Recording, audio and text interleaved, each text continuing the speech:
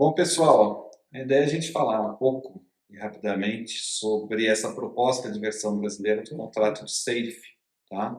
É um contrato chamado Mais, é uma iniciativa do pessoal da OAB do Rio de Janeiro. Primeiro, a gente deixa registrado, claro, né, a nossa felicitação da oportunidade que a gente tem de fazer os comentários em cima dessa minuta, né? Toda iniciativa voltada a aprimorar o ecossistema de startups é muito bem-vinda. Então, a gente vai fazer comentários breves a partir da nossa experiência, né, que a gente já tem visto que, em cima dos investimentos anjos em startups, vem sendo aprimorado ao longo dos últimos anos. Tá? Antes até de avançar nos comentários, é importante esclarecer o contexto, né, e os critérios que nós utilizamos para fazer essa análise da proposta encaminhada, tá? Nós somos advogados preponderantemente de investidores anjos, em associações de investidores anjos, então a nossa análise foi preponderantemente à luz dos direitos do investidor anjo, tá?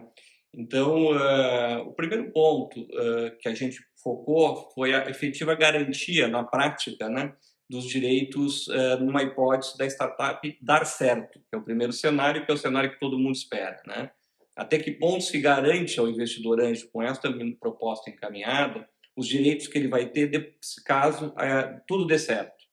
Há outro cenário que nós também analisamos e cogitamos é se tudo der errado e a startup quebrar ou não der certo, né? Nós também analisamos essa situação, sobretudo para aquelas hipóteses que têm de desconsideração da personalidade jurídica, que eventualmente pode acontecer, né, em que o sócio responde pela dívida da empresa. É uma preocupação grande do investidor anjo que ele não seja contaminado no seu patrimônio pessoal, ou seja, ele está disposto a arriscar o dinheiro que ele colocou no negócio, mas não o seu patrimônio pessoal. Então, esse é um ponto relevante que nós analisamos também. E o outro ponto ainda sobre o aspecto do investidor anjo é o monitoramento, ainda que mínimo, né, limitado, que ele quer ter sobre a operação, né, porque ele quer saber se o dinheiro que ele colocou lá está sendo aplicado, né, devidamente de acordo com o que foi formado para ele. Então, por exemplo, um direito que garante isso é o direito à informação, né? Então, esse é um ponto também, um aspecto que a gente analisou se a minuta está atendendo essa, a garantia a esses direitos.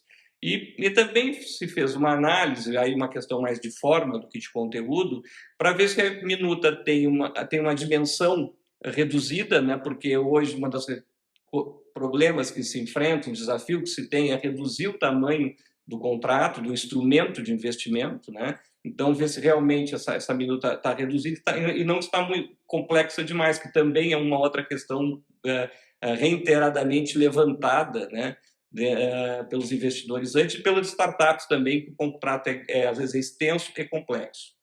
Bom, tendo em mente esses critérios, nós fizemos uma análise e já no primeiro momento nós deparamos com uma questão que nos preocupou um pouco, que é o próprio modelo de contrato, natureza jurídica, usando uma palavra do juridiquês, né, que é o contrato é um instrumento, é denominado um instrumento preliminar para aumento de capital. A questão preliminar nos preocupa um pouco, porque o contrato preliminar, enquanto preliminar, ele é um contrato para garantir que futuramente se assine um contrato definitivo que contém aqueles direitos que estão no contrato preliminar.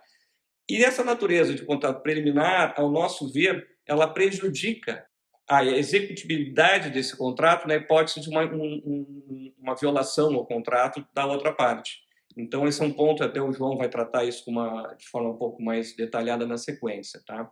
Um outro ponto que a gente se preocupou um pouco é em tratando-se de um instrumento para aumento de capital, né, ainda que preliminar, ele aproxima, ao nosso ver, a figura do investidor do sócio. Enquanto que, por exemplo, no mútuo conversível, que é o modelo que hoje a gente usa com mais regularidade, ele tem duas etapas. Na primeira etapa, enquanto ainda não há a conversão em participação societária, há uma clara posição do investidor enquanto mutuante, ou seja, aquele que empresta dinheiro e é um credor da startup. Né? Então, em hipótese, por exemplo, de desconsideração da personalidade jurídica, ele é um credor, enquanto que depois é que ele vai virar sócio. Neste modelo nos preocupou um pouco essa questão, então, de aproximar um pouco do investidor anjo da figura de sócio desde o início, desde o primeiro momento, ainda que em uma condição de contrato preliminar. Bom, avançando em outras questões que nós entendemos que a gente poderia contribuir para melhorar um pouco, a proposta encaminhada seria, por exemplo, a gente percebeu que faltam obrigações que normalmente constam nos outros contratos para os fundadores, sócios fundadores, tais como o dever de informação, que eu já falei anteriormente, né? A cláusula de lock-up, também, que é importante, que o investidor anjo investe muito mais no sócio fundador do que na empresa em si, né, conceitualmente falando. Então é importante que a gente garanta que esse sócio fundador permaneça na startup por um período mínimo de tempo. Né? Então a gente sentiu falta também de alguma dessas obrigações que normalmente constam em outros contratos. Também sentimos falta do voto afirmativo, que nada mais é que uma anuência, né? A previsão de que o investidor tem que anuir a determinadas operações de grande envergadura que há, quando eu digo anuir, é aprovar, né? Operações de grande envergadura que a startup venha a fazer, como, por exemplo, uma fusão, uma aquisição, né?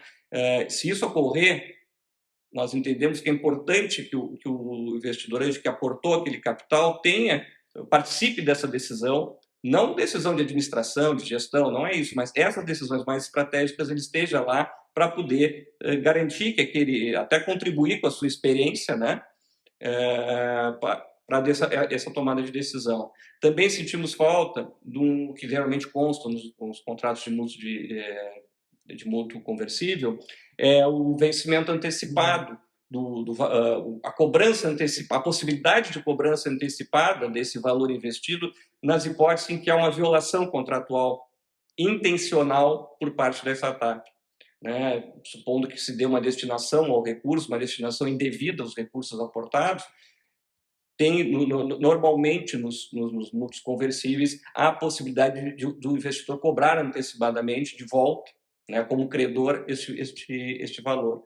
Nós não identificamos nesta minuta nada explícito nesse sentido.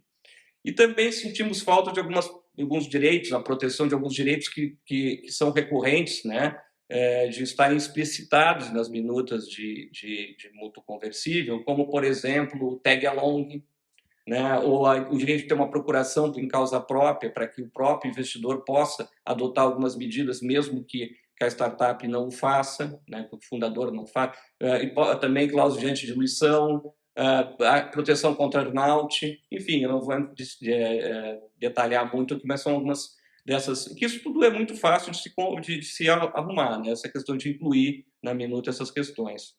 João, acho que agora você pode dar continuidade nas outras questões, né? Tá bom, perfeito. Bom, então, além desses comentários que o Marcelo fez, mais em comparação ao contrato de mútuo conversível, queria falar um pouquinho sobre o modelo mais em si, tá? Então, o modelo está bem estruturado, a estrutura ali é bem lógica, né? Agora, se a gente considera que a inspiração foi o modelo SAFE da Y Combinator, é importante a gente comparar uma que é das principais cláusulas, né, para o investidor anjo, que é a cláusula de conversão, né? O que acontece? No modelo da Y Combinator, eu tenho um percentual de conversão ou definido por um valuation cap, ou então por um valuation da próxima rodada, né, mas com um desconto. E esse modelo mais não tem esse desconto. Seria importante constar esse desconto, porque isso seria um prêmio para o investidor anjo que ajudou, né, a startup numa fase ainda mais inicial. Ajudou o que a gente costuma falar de atravessar o Vale da Morte, né? Então, o desconto seria um aspecto relevante que a gente não encontra nesse modelo mais, né? A outra questão é a seguinte, o valuation que vai ser utilizado para o investidor é o da próxima rodada, mas diferentemente do que a gente costuma recomendar, esse modelo não tem valores mínimos, né, de valuation, nem de aporte na startup. Isso pode fazer com que o investidor, aí, no limite, crie uma rodada fake e acabe prejudicando os investidores. Então, acho que é um aspecto importante a ser considerado. Um outro elemento importante é o seguinte: startup precisa de agilidade, tem que ter velocidade, né? Então, na medida que a gente está tratando de um pré-contrato, né, muito possivelmente a discussão judicial que poderia acontecer em torno desse contrato vai levar muito tempo, né? Sobretudo porque a gente está falando aí de uma ação de conhecimento, de demonstração de prejuízos, perdas e danos que têm que ser provados, né? E pode ser que a startup já tenha sido vendida, não dado certo, enfim, até o judiciário ter tempo de amadurecer essas discussões todas, né?